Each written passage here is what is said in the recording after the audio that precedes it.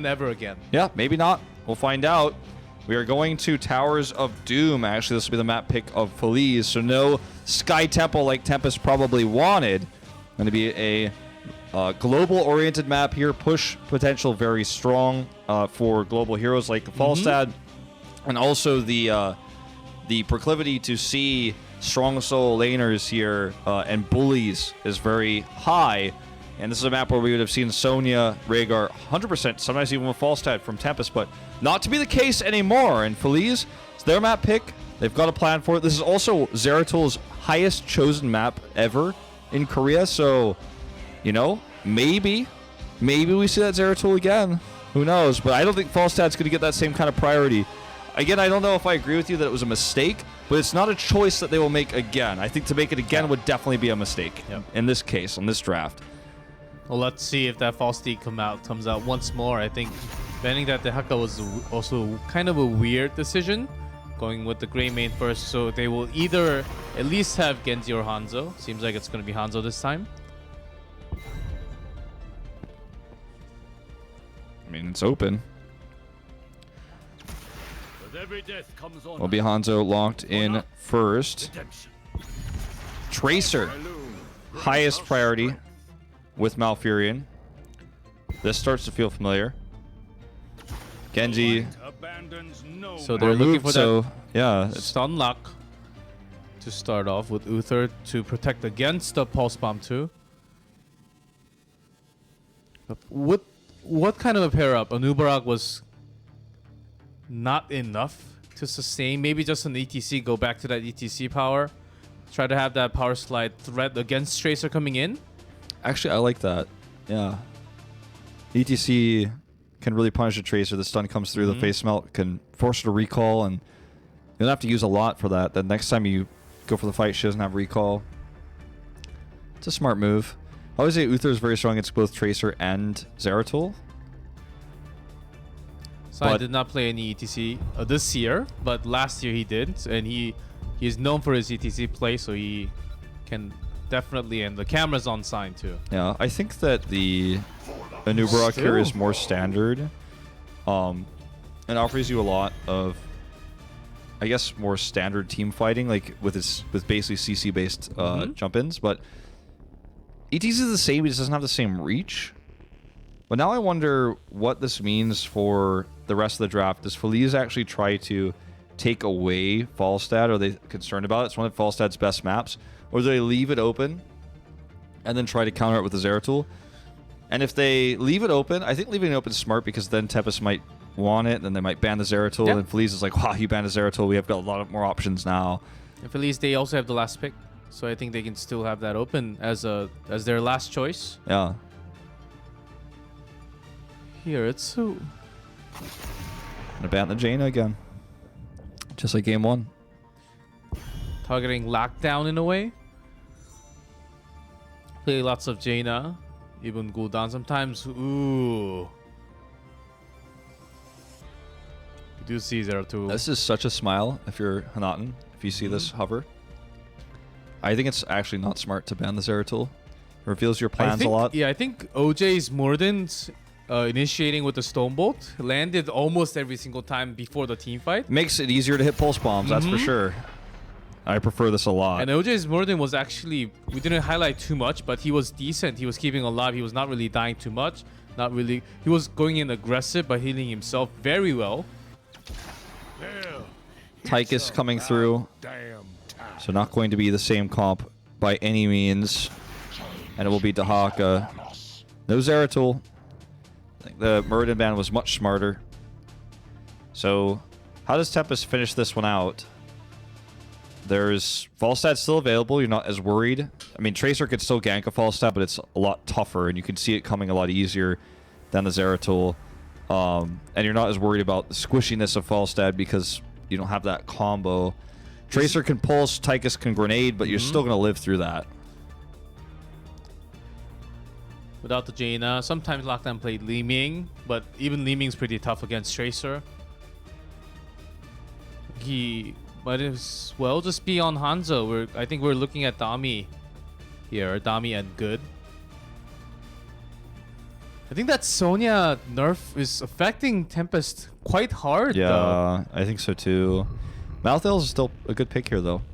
Like, you could bully Dahaka, you don't have the global power, but you have Uther to win with fights with Tormented Souls. I think that's a strong choice. Who do you go with? And then, like, Li Ming. Oh, God, Thrall again.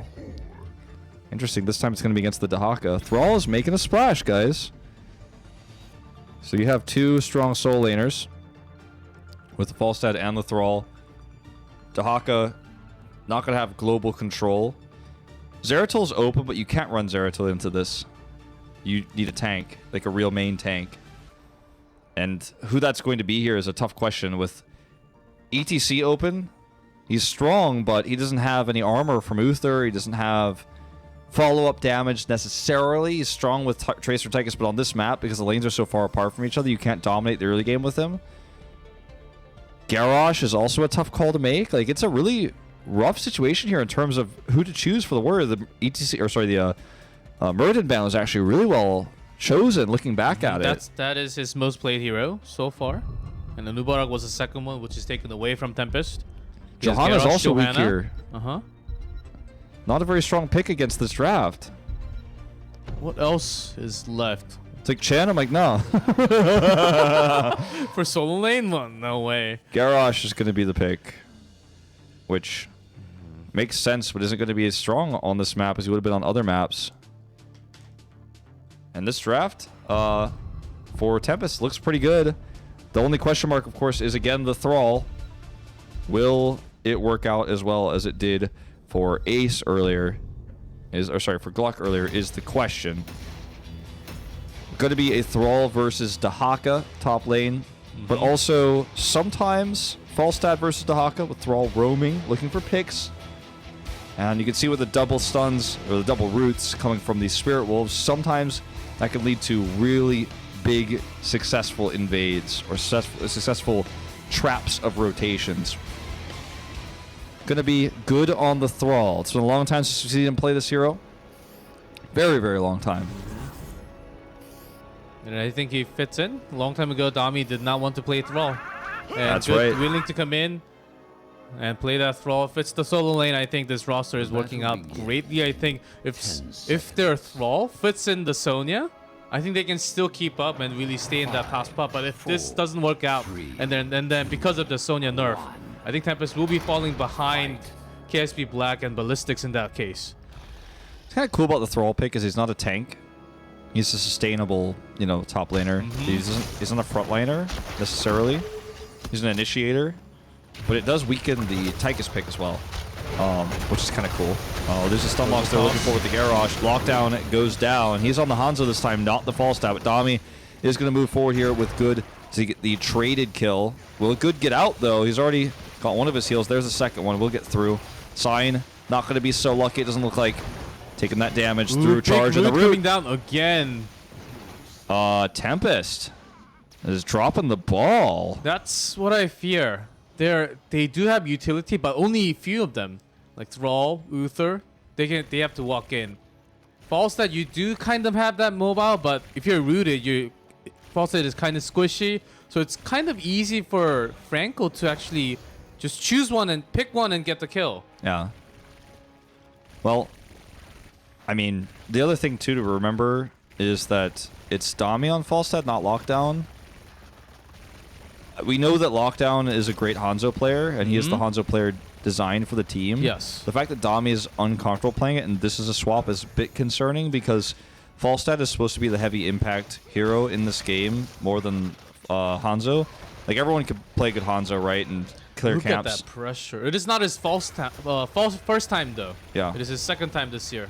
So I just think it's a little bit odd. Good invade, as you say. The pressure is real. And they're just trying to three-man invade. And it's very successful. They actually steal the camp and will get this wall, so get an experience lead. And they're not losing Soak in either top or mid lanes. They have Dahaka top. Garrosh just, passively staying in this lane. Harassing a little bit, but not losing anything, so they get both camps, get a wall. This is at the cost of Dahaka struggling, because obviously Garrosh would like to go and gank. That would be the ideal situation in the bad matchup, but Thrall is and dominate that, but I think the trade-off is better for Feliz because they stole both camps and got that wall down. Yep. At the end, they got the Garrosh pick, which kind of pairs well with the long time sustain coming out from Malfurion. Also great Liu's rooting into the toss. That pair was also pretty good. Like long time we saw the stitches with the Malfurion, kind of like that in a way. Also Liu's skill shots, just rooting multiple at every single time was pretty good, pretty awesome. I was impressed with his ice block usage as well in Crystal Hollow. Like he's a really good Malfurion. Suddenly surprise pick coming out for this guy that we were never fully impressed with, especially his Rhaegar we were questioning. Okay, recall forced early here for Franco, but he gets out. OJ's going to just eat that armor, and we'll get that Liu heal in just a second. There it is. Franco trying to bait here. Look at all that damage coming out from Aimer. 4 shots coming through from Tempest here. So they have the ability to rotate in. So can Dahaka. Going to be the stalemate here as Globals play a game of Global Chicken to see who comes in first. Dahaka pushing the lane pretty hard right now, though. Repeated harassment and stuns coming through. Feliz gets a better trade, but look at Sign. He's coming for the flank. OJ zoning him out, though. He becomes the target, though. Leo, another perfect route. He barely gets away. But they turned that, man. With the last second heal from Hyde. That was almost a secured death there. The CC chain that Feliz is doing right now. Yeah. It's good. Well, except for this one. Well, I mean, that's unrelated. That was a really good shot coming through from Lockdown. Nearly gets going to OJ. There's the heal, finally. Looks like this will be won by Tempest. Feliz gets a slight experience lead because Falstad came down. And now he's getting that mid-wave, so it's, I mean, the slightest of slight leads in experience. But yeah, I'm liking Liu's Malfurion, and the pair with OJ's Garrosh has been really good, as you were saying. And first time we saw it, I was like, oh, that was all right. Second time, I'm like, okay, you mentioned it. I was like, well, or should we say this yet? Then the third time, I'm like, all right, well, okay, this is a thing, It's pretty good. It seems clearly practiced, and their teamwork is clearly working out. Look at this. Here. We're going to watch it again. Tossing root. Cleanse, but Pulse Bomb comes through. Damage is too good. Tossing Aimer into Good's range here. Good gets very low, and they're actually going to be able to threaten this bell tower now, that's potentially. That's exactly what I was saying. Anubrak going through the same exact trouble from game 2. Even Sign is not even, though he's not even burrow charging in, he's burrow charging out in this case. Yeah. All right, lots of good shots coming through from Lockdown. He's actually really, with the siege damage coming out from these scatter arrows, slowing down this push. Here come the Pumpkin Men smashing into this bell tower. It survives for now, but heavily damaged. Very important for later when Dahaka could split push it when we have a boss fight, for example. Take control of that bell tower. Very even game. These picks that we've been seeing with OJ and Liu are going to become less impactful later on. Very early game. Kill. The blinks was just enough. Yeah. It's a very early game threat, picks like this, the near pick onto Tracer, the roots after tosses. But post 10, that's not really what it's going to be about. It's going to be about the engages with Thrall, which in this case I think is definitely going to be Sundering. And, the cocoons and things like that, the longer team fights. Well, if you guys thought we were going to see a 3-0 tonight, it's not happening, and Tempest is in trouble still in Game 3. Okay, look at this. Pulse onto Lockdown. He's out of the fight. Aimer tossed the grenade. We talked about how it was just not going to be enough to kill him. It's so close, though. The duo. All right. Dami channeling this. Grenade on cooldown for a little bit longer. Aimer just steps forward, does toss that grenade in. They want the kill here onto Good. Here comes a flank. Good is in trouble. The cleanse saves him for now, but look at the stuns coming through. Ballstad is dead. It's a trade. Hanzo's getting all that damage. Tons of damage. But Garrosh is eating all that damage so much. Franco survives with the recall. Nicely done. Franco is such a god on this Tracer. Gets another pulse bomb in the fight. Gets the pulse bomb on the Sign. Good, doing a lot of damage. Sustains himself for a while. Looks like they're willing to let Tychus basically just do as much damage as possible before he blows up.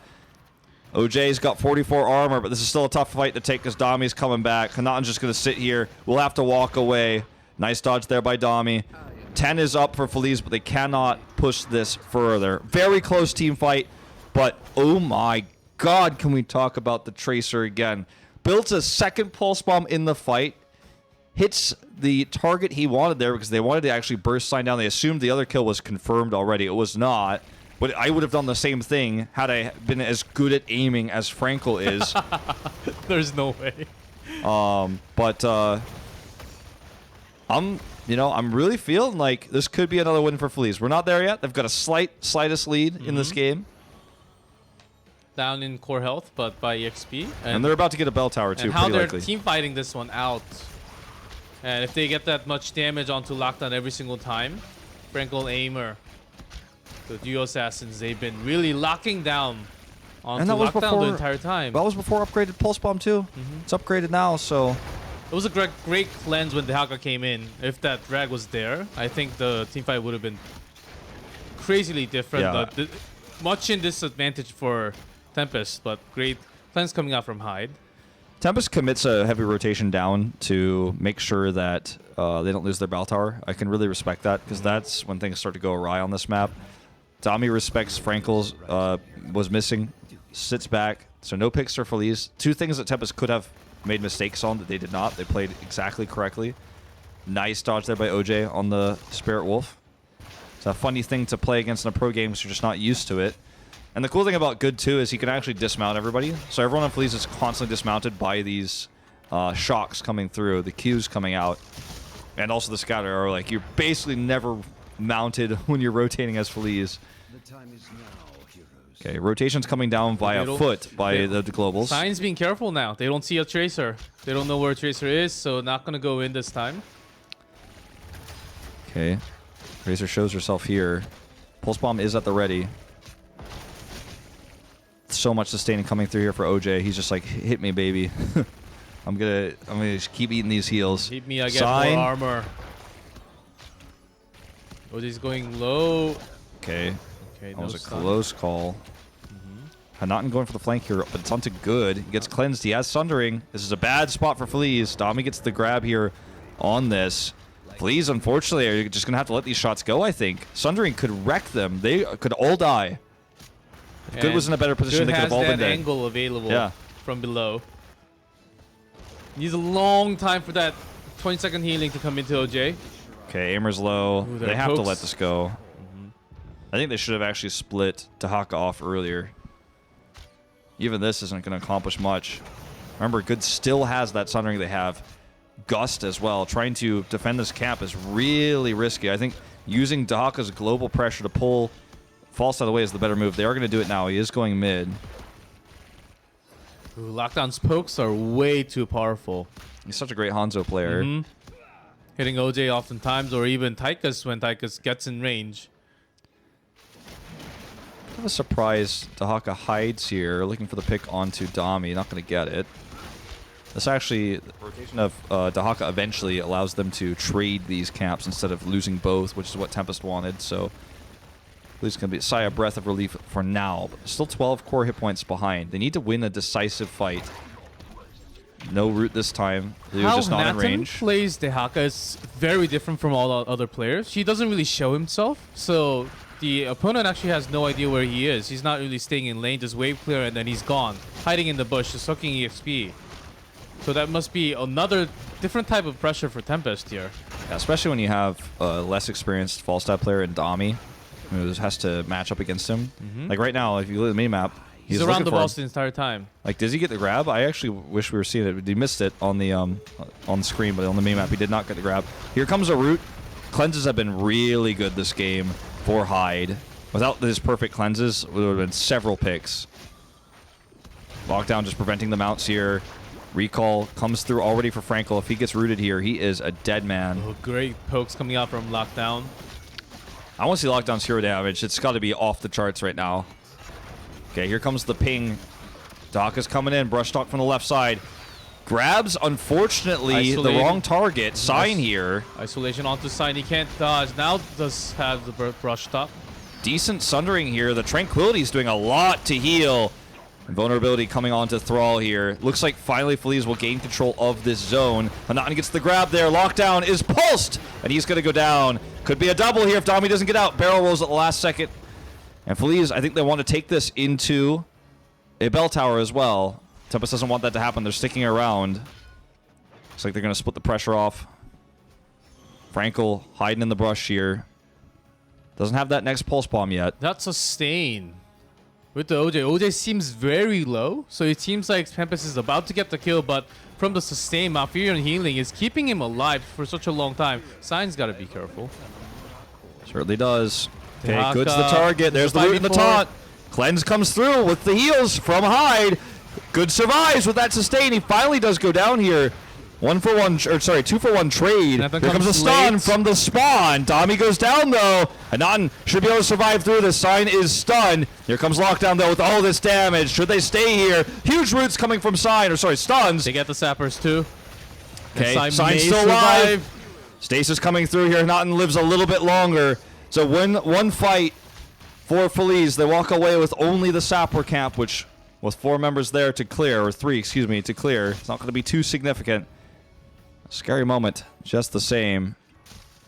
He can actually use his trait activatable to heal. That's what this does. It's a very short cooldown. That's part of the reason why he's been able to survive through with some of this armor coming through from Hyde. Strong pairing with the Uther. It almost seemed like they were way too aggressive, but they sustained for such a long time, even without Hanzo. And Tempest having that 45, the Haka came in a little late.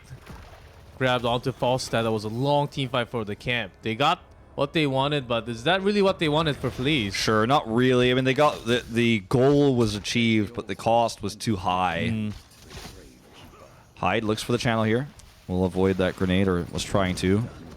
First 4 taken by Dami. Going to be traded here, of course, by the Dahaka, but already Garrosh is dead. Sundering is good. The team fighting potential here is just too good for Tempest. Boom, goodbye Liu. That is going to be 2 dead. Dahaka comes in, but actually he doesn't even come in. He stays. He was looking to. Aimer's dead. They're going all the way. Sign trying to get another stun here. Dami comes in a bit too late to gust him out. But they should be able to grab this bell tower. First bell tower captured of the game. Well, after this chase, I think we know where this is heading to. But right before this happened, we actually thought Feliz was actually having a higher chance of taking this game somewhat. But after that big power spike onto Hanzo, that pierce, that damage, I actually want to see the number right now. Yeah. Probably like over 100k. I think it's a high chance he's hovering around 80 to 120. Like, he's definitely in that range right now. Just doing so much damage. Goods taking that insta heal and having the Uther armor means that he can stay alive in a lot of these fights where it looks like he's about to die and then he just keeps doing damage. It makes you feel like you need to ignore him because he's going to live either way, but then if you ignore him, he does too much damage. His follow through on 7. His double roots. He's very annoying to play against. Looks like it's going to be a boss play for Tempest. Feliz can't contest. It only takes 10 seconds, maybe 12 seconds.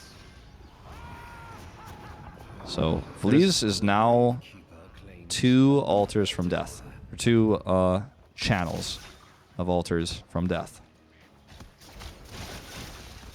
Approaching this is going to be a challenge. This is not their last life. This is their second to last life. So how they use it is important, because if they mess this up and commit too heavily without the best fight, they could actually lose 2 bell towers and will almost certainly be dead. This is one they can give if they need to. It's going to be out Dahaka's flank, where he brush stalks, how he decides to engage. He's their best engage tool because Pulse Bomb isn't enough anymore. If Dahaka gets that grab onto Hanzo, it maybe just... He's coming. The ping is there. Okay. It seems like Gust used from Falstad. Dahaka got a grab. I was watching that on the mini map. He got a grab. So no Gust for Falstad. Coming in here now. Frankel looking for the pulse. Cleanse comes through. The cleanse has been so good. Look at how well good can sustain when he has that Divine Shield too. Tranquility though is going to heal for a long time. Can Dami get the picks? Great sundering here. Ice Block means Liu is not involved in this fight like he wants to be. Aimer's going to pop the Odin as well, but this is a lost fight. They're going to have to let this altar go. There's no way they can turn this. OJ might interrupt. Well, there's no goal here. There's no plan. After the interrupt comes through, need to back off, let this one go. Lockdown survives. That's the end of the team fight. He can do all that poking, and that taunt missed big time from OJ. He was in such a hurry. Didn't really catch anyone in that challenge. And Tempest is about to hit 20. And when they have that epic mount, they will just out-rotate the entire team of Feliz. No, they're going to take... I'm going to take the wind tunnel again. Again? just for the show?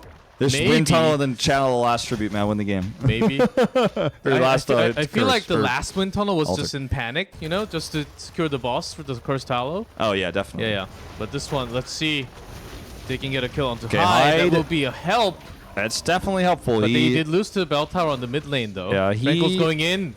looking for the kill in the lockdown. Not enough damage. Redemption gonna allow Uzo to come back into the fight, but it's still a 5v4. Huge stuns coming through though, and the Sundering to follow it up. Tychus is inside the cocoon. Can't do damage despite having Uther removed there. Not enough. OJ is gonna go down here. 4 dead.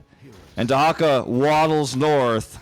As this is going to be another bell tower taken. The top one is safe for now. The next altar or boss, Or either sappers. way, or sappers, but they'll need at Anything will least finish the game. they'll need 4 sappers at least though. Yeah, they're taking both camps, so just in time, or the double altar that's gonna happen in 30 seconds. The boss will be up in about a minute or so, but this altar, as you say, in 30. Not everyone will be able to be there. Daka could buy some time, but realistically, this game is over. Yeah, this is basically GG. It's how they want to finish this game. Dahaka's coming, but there's no way of stopping that. Yeah, There he's you go. holding that. 1, He's 2, holding that. 3, and one more. Observer miscounted. Okay, there's the wind tunnel. They do get it to push this in. That's GG. The last shot comes through. Tempest will take the lead. They're on match point now in this best of 5 after a rocky game on Curse Hall. The Falstad strikes back. No Zeratul.